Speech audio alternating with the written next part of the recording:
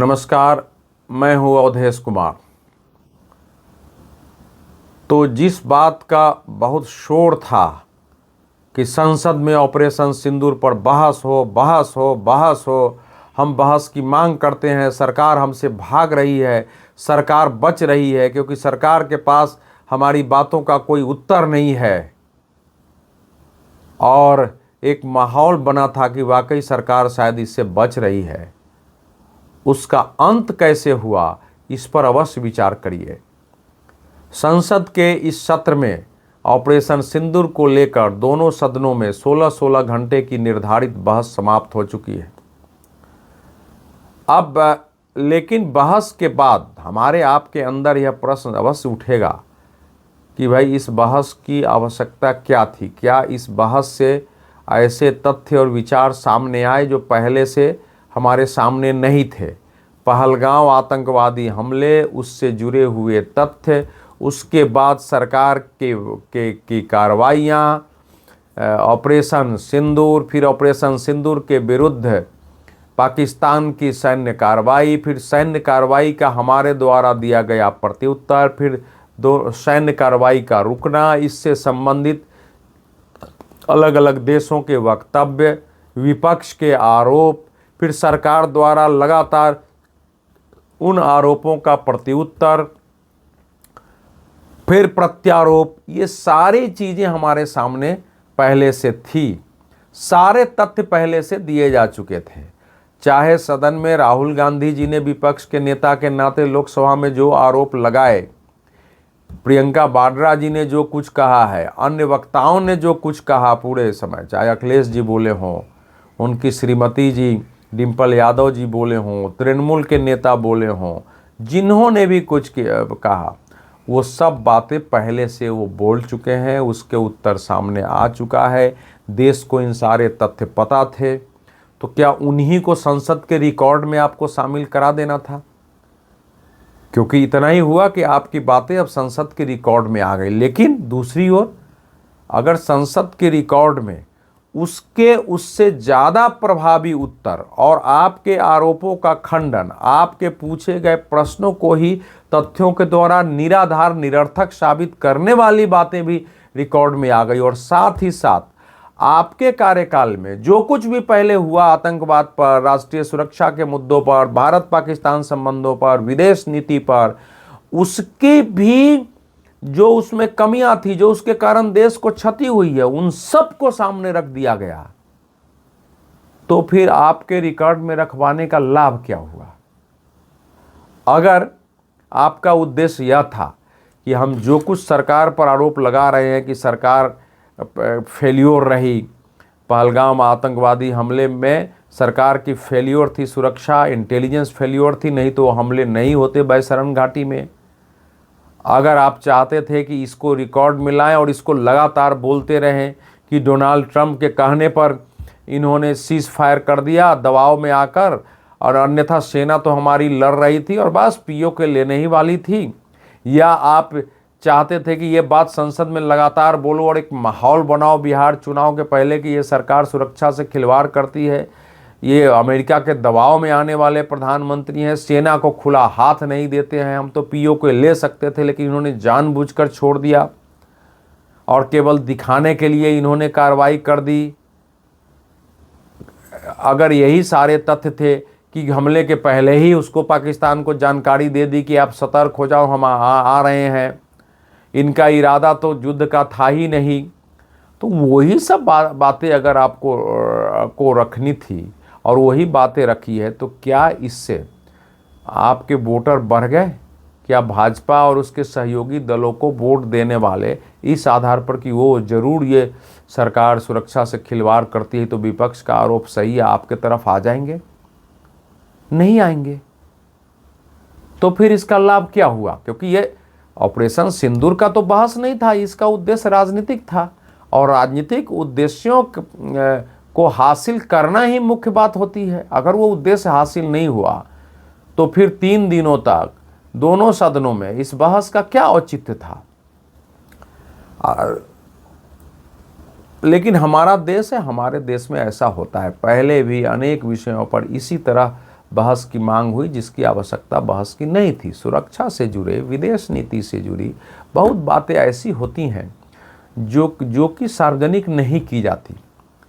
जिम्मेवार विपक्ष अगर है तो सरकार बातचीत में उसकी जानकारी, सूचनाएं उन तक पहुंचाती है और देश इस पर मिलजुल कर एक होकर खड़ा होता है। अगर बराक ओबामा के शासनकाल में ओसामा बिन लादेन को मारा गया, किस तरह मारा गया, कैसे मारा गया, या जो क्या उसके बारे में डोनाल्ड ट्रंप ने आने के बाद जो भी उससे संबंधित पेपर थे वो उसको सार्वजनिक कर दिया। बहुत चीज़ें सार्वजनिक नहीं होती है, लंबे समय बाद वो सब चीज़ें सार्वजनिक होती हैं। लेकिन हमारे देश में अब राहुल गांधी जी बोल रहे थे, कह रहे थे कि अगर डोनाल्ड ट्रंप के कहने पर इन्होंने सीज फायर नहीं किया और दम है तो बोल दें इसी सदन में प्रधानमंत्री कि ट्रंप झूठा है। अब बताइए, इस प्रकार की भाषा कूटनीति में चलती है। जब विदेश मंत्री संसद में, लोकसभा में पहले ही बोल चुके थे कि 23 अप्रैल से लेकर 17 मई तक प्रधानमंत्री की अमेरिकी राष्ट्रपति से कोई बातचीत नहीं हुई, और वो संसद के रिकॉर्ड में बोल रहे हैं, वो झूठ बोलेंगे तो विशेषाधिकार हनन का प्रस्ताव हो जाएगा। सदन में जो तथ्य होते हैं वही बोले जाते हैं। उसके बाद इस प्रश्न का कोई औचित्य था, और कोई वक्ता शायद ही हो जिसने ये प्रश्न नहीं उठाया। ज्यादातर विपक्ष ने यही प्रश्न उठाया। बता दिए गए, पहले भी बता दिए गए, फिर भी उठाया। इसी प्रकार से बातचीत आती रही। और संयोग देखिए, विपक्ष के लिए कैसा विपक्ष का समय चल रहा है कि बहस की शुरुआत हुई और उसके पहले ही जम्मू कश्मीर में जो ऑपरेशन महादेव चल रहा था, उसमें पहलगाम हमले के 3 चिन्हित आतंकवादियों को सुरक्षा बलों ने घेर कर मार गिराया।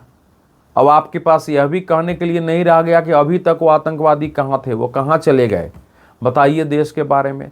तब प्रश्न उठाया गया, जैसे अखिलेश यादव जी ने उठाया कि भाई अभी ही क्यों हो गया इनकाउंटर, ये सोमवार को ही क्यों मारे गए। अब बताइए, ये तो किसी के बुद्धि की बात है कि विपक्ष के इतने बड़े बड़े नेता इस प्रकार से प्रश्न उठाते हैं। क्या कोई ऑपरेशन तय करके होता है कि फलाने दिन को आतंकवादियों को हमको मारना है, और इतने सुनिश्चित होते हैं, और आतंकवादी क्या उस दिन के लिए तैयारी में रहते हैं? 2 दिन पहले मारने पर भी, 3 दिन पहले मारने पर भी यही प्रभाव होता। और भी तो अब और आतंकवादी इंतजार करते हैं कि आओ हमको मार दो। ऐसा होता है क्या?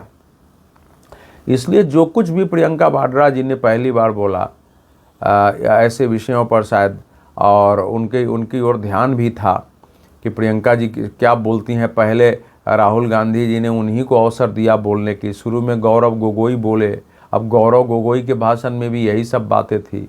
दीपेंद्र हुड्डा के भाषण भी यही सब बातें थी। डिम्पल यादव जी के भी भाषण में यही सब बातें थी।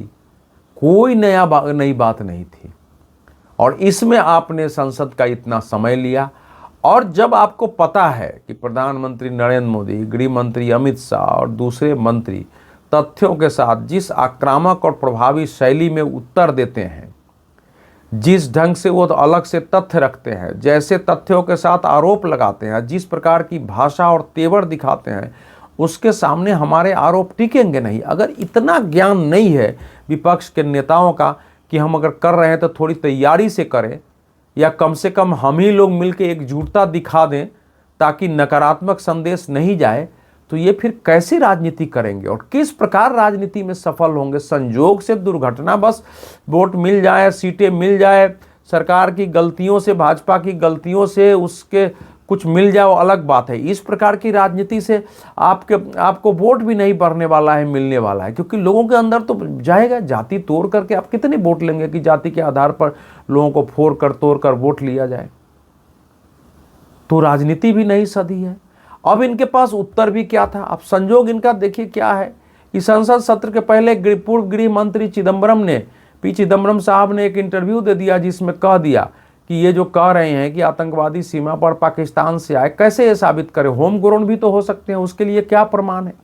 अब ये सत्ता पक्ष को मिल गया कि देखो इस गृह मंत्री जो है पाकिस्तान को, और गृह मंत्री अमित शाह ने पूछा भी कि वो गृह मंत्री हैं, वो किसकी रक्षा कर रहे हैं?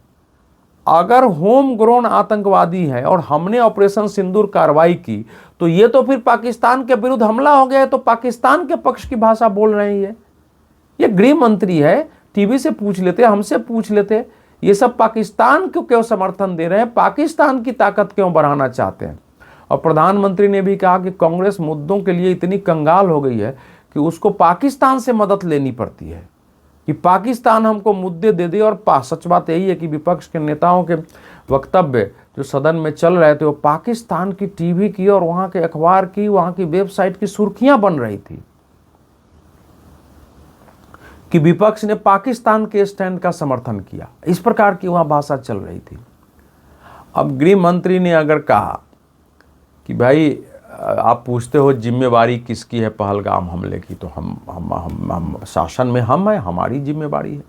लेकिन आपके समय जो हुआ उसकी जिम्मेवारी किसकी है? जो आतंकवाद से संघर्ष के लिए, जिस समय वैश्विक आतंकवाद आरंभ हुआ था, अटल बिहारी वाजपेयी सरकार ने आपके विरोध के बावजूद पोटा कानून बनाया था, उसको आपने शासन में आते ही खत्म क्यों कर दिया? अगर आतंकवाद से लड़ना था तो आपने क्यों खत्म किया? इसका कोई जवाब नहीं हो सकता था। वो आज के कांग्रेस और INDI के कई घटक जो उस समय UPA के पार्ट थे, वो क्या जवाब देंगे? सबकी मिली, सबके हुई। जब उन्होंने ये कहा कि उस शासन काल में 27 बड़े आतंकवादी हमले हुए जिसमें 1000 लोग मारे गए, और उसमें क्या कार्रवाई की जरा बताइए, तो इनके पास कोई उत्तर नहीं था।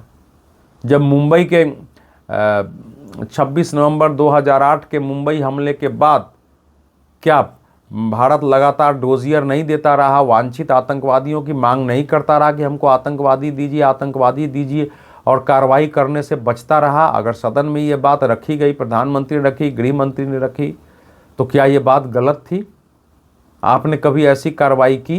प्रधानमंत्री ने तो थोड़ा उपहास भी उड़ाया कि कोई कहता है क्या सर्जिकल स्ट्राइक हमारे शासन में नहीं कहा, कोई कहता है कि 10 हुए, कोई कहा कि हमने 50 सर्जिकल स्ट्राइक कराए। तो ये बयान बहादुर है, कब कराए?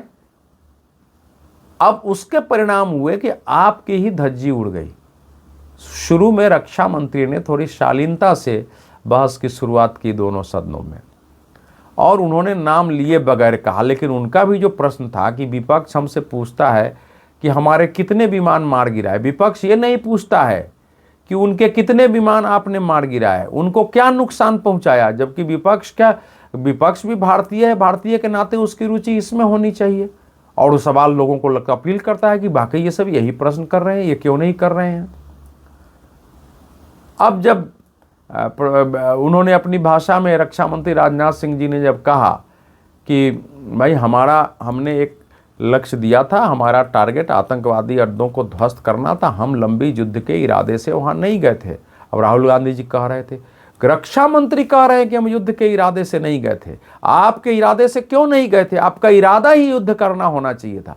अब बताइए, किसी भी देश का कहीं भी दुनिया में कोई जिम्मेवार नेता क्या इस तरह से युद्ध करने की बात करेगा कि भाई युद्ध ही लड़ते रहो? तो इन बातों से अगर विपक्ष की राजनीति नहीं सधी, लेकिन चूंकि ऑपरेशन सिंदूर पर बहस है और वैश्विक आतंकवाद विरोधी युद्ध के विफल होने, अमेरिका नाटो सैनिकों के वापस जाने के बाद भारत ने एक कार्रवाई करके दुनिया में आतंकवाद से पीड़ित देशों को एक रास्ता दिखाया है, और इसलिए सारी दुनिया का ध्यान इस पर है। तो जो भी भारत के अंदर या भारत के बाहर भी जो भारत में रुचि रखने वाले रहे, वो सुन रहे होंगे, उन्होंने सुना होगा, लाइव नहीं देख पाए होंगे तो यूट्यूब चैनल पर प्रमुख भाषणों को सुनेंगे और उसके आधार पर वो निष्कर्ष निकालेंगे। और वह निष्कर्ष विपक्ष ने जो बोला वह किसके पक्ष में जाएगा, सत्ता पक्ष ने जो बोला वह किसके पक्ष में जाएगा, ये आप तय कर सकते हैं। अगर आप सरकार को घेरते हैं कि इनका युद्ध करना इरादा नहीं था, इन्होंने सीज फायर कर दिया, ट्रंप के दबाव में आ गए, जब प्रधानमंत्री ने स्वयं अपने भाषण में कहा कि उनके पहलगाम आतंकवादी हमले के बाद कुछ दिनों बाद उपराष्ट्रपति JD वेंस का फ़ोन अवश्य आया था, और उन्होंने कहा, उस समय हम उनका फ़ोन नहीं ले सके थे, हमने फिर कॉल बैक किया था और उन्होंने कहा था कि राष्ट्रपति ने उनको बताया है कि पाकिस्तान बड़ी कार्रवाई करने वाला है। तो हमने उनको कहा कि अगर उनकी यही तैयारी है तो फिर बहुत महंगा पड़ेगा। इसका अर्थ था कि ट्रंप से उनकी बातचीत नहीं हुई। G7 के मीटिंग के साथ जो डोनाल्ड ट्रंप से फ़ोन पर उनकी 35 मिनट के बातचीत थी, उसको भी विदेश सचिव के द्वारा सार्वजनिक करा दिया गया, जिसमें साफ था कि आपकी इस मुद्दे पर कभी बातचीत नहीं हुई। सीज फायर स्थापित ढांचे में पाकिस्तान के आग्रह पर सीज फायर कर उस ऑपरेशन सिंदूर में तत्काल सीज फायर शब्द का, मित्रों मैं इसलिए रोक दिया कि सीज फायर शब्द का प्रयोग भारत ने नहीं किया है कहीं भी। किसी नेता के बयान में, हमारी सेना के जो प्रवक्ता बैठे थे, जो डीजीएमओ आए बाद में, उन सब ने कभी सीज फायर शब्द को बोला ही नहीं है। इन सब ने stopping of military action and firing की बात की है। तो उसके बारे में प्रधानमंत्री ने कहा, गृह मंत्री ने, सब ने कहा, और आपके पास उत्तर नहीं था कि पीए को क्यों नहीं ले लिया। तो पीए को दिया किसने था, और दिया तो जब जब अवसर आए, चाहे 1971 का युद्ध में आप ले सकते थे। 1965 में हमारी सेना बहुत आगे बढ़ गई थी, फिर उसको वापस कर लिया गया। 1971 में हाजी पीर हमने ले लिया, जो प्रधानमंत्री ने कहा, हमने फिर वापस कर दिया, जबकि उनके सैनिक हमारे कब्जे में थे 93,000। हम बहुत कुछ ले सकते थे। तो कांग्रेस के शासनकाल में किस ढंग से भारत ने अपनी भूमि खोई है, ये बातें प्रधानमंत्री ने रिकॉर्ड में रख दी। और फिर सुरक्षा के मामले पर कैसे उनकी तैयारी नहीं थी, ये रख दिया। और उन्होंने ये कह दिया कि अगर पहले का शासन होता तो हम ऑपरेशन सिंदूर करने की सोचते भी नहीं, क्योंकि तब यह सोचना पड़ता कि इसके लिए हथियार कहाँ से आएंगे, कौन देगा, हमको समय पर उपकरण कौन देगा, हमारा सपोर्ट कौन करेगा, अगर रिटेलिएशन बड़ा हो गया तो हम क्या करेंगे, और यही सोचते रहते और हम कार्रवाई नहीं कर पाते। चूँकि इस सरकार ने सुरक्षा को प्राथमिकता देते हुए अपने उस ढंग से अपने को सशक्त किया है, अपने स्वदेशी आर्म्स को, जो स्वदेश निर्मित रक्षा आत्मनिर्भरता की दृष्टि से काम किया है, इसलिए भारतीय मिसाइलों और ड्रोनों ने पाकिस्तान के नाको चने चबा दिए हैं, जो स्थिति पहले नहीं थी। तो देश इस पर विश्वास करेगा या विपक्ष पर विश्वास करेगा? इसीलिए कहना मुझे लगता है कि जो लोग भी निष्पक्ष और तटस्थता से विचार करेंगे, उनको मानना पड़ेगा कि विपक्ष ने जानबूझकर मुसीबत मोल लिया है, क्योंकि जो बहस हुई है वो इको प्रतिध्वनि के रूप में देश में गूंजेगा। और जो बात सत्ता पक्ष की ओर से जवाब के साथ साथ जो उठा दिए गए तथ्यों के साथ दूसरी सरकारों के फेल्योर की, उसका उत्तर देना कठिन होगा। बहुत बहुत धन्यवाद।